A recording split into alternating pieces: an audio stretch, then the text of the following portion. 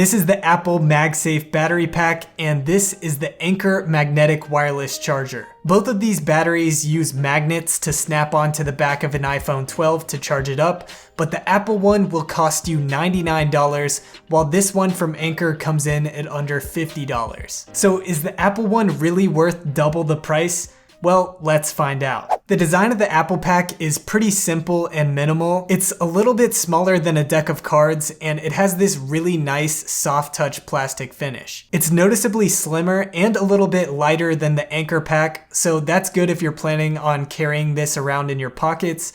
And on the iPhone 12 mini, the Apple Pack fits perfectly to the edges of the phone. The side that attaches to your phone is rubber to supply it with a bit more grip so it doesn't slide around quite as easily as the Anker pack, although I do notice it will skew off center every once in a while. If you want a stronger connection, I found that both packs tend to stick a little bit better when I'm using my Apple leather case. I don't know if the magnets are stronger on the case or maybe the leather is just a grippier surface to stick to. But don't try using either of these packs with a non-MagSafe compatible case because the connection just won't be strong enough to stick to the phone. And something interesting I noticed with the Apple pack that I haven't seen anybody else comment on is the audible clicking mechanism that activates when you attach it to your phone. So check this out. When you bring the pack slowly closer to the phone,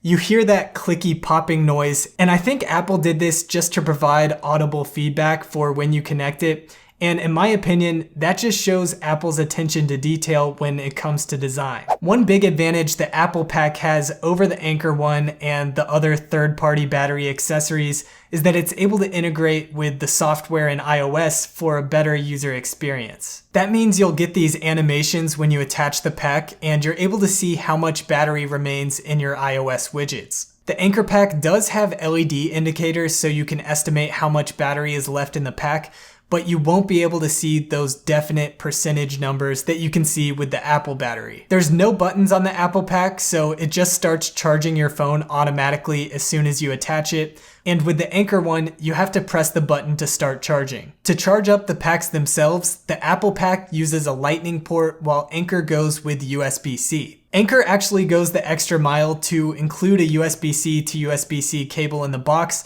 while Apple doesn't include any cables. I guess they expect you to just use your Lightning cable that you use to charge your phone. One advantage of the Anker is that the USB-C port can be used as a 10-watt power output port if you want to charge something that way, while the Lightning port on the Apple pack is strictly for power input. Both batteries will work as a regular wireless charger, so you can charge something like an Android phone or your AirPods without any issues. But one advantage that the Apple battery has over the Anker is that when it's plugged in, it's able to charge the iPhone wirelessly at 15 watts, while the Anker one is capped at 5 watts of output. This is important in case you'd like to treat the battery pack like a stationary wireless charger that also doubles as a battery pack to take with you when you need it, which is how I personally envision myself using these packs on a daily basis. Okay, so that's enough talk. How much do these packs actually charge your phone? Now you might be thinking that we could just look at the milliamp hours of each and compare the two. So the Anker has 5,000 milliamp hours and the Apple one has 1460 milliamp hours. So it sounds like the Anker pack would have over 3 times the capacity,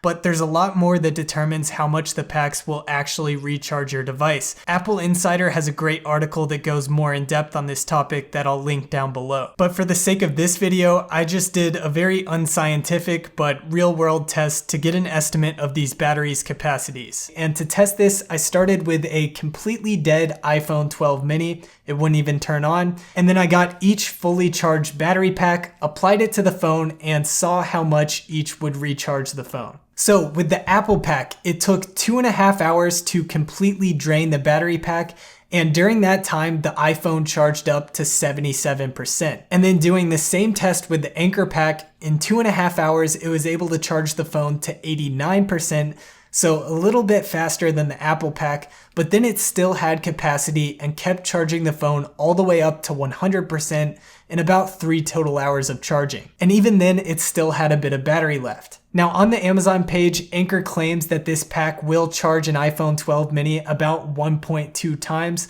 So I'm gonna go ahead and assume that it would have charged about 20% more had it been able to continue charging. So this was pretty surprising. You know, I assumed the Apple MagSafe battery would probably have less capacity because it's just smaller than the Anker one, but a 30 to 40% difference is pretty significant. And the fact that you're paying more for less with the Apple pack really solidifies the Anker one as the better option. So in conclusion, pretty much the only benefits of the Apple pack are that it's smaller and it works with widgets and animations in iOS. But the Anker pack wins in almost every other way. It has a larger capacity, slightly faster charging speeds based on my tests. It can also charge using that USB-C output port. And once again, it's less than half the price. Thanks for watching, and I'll catch you guys in the next one.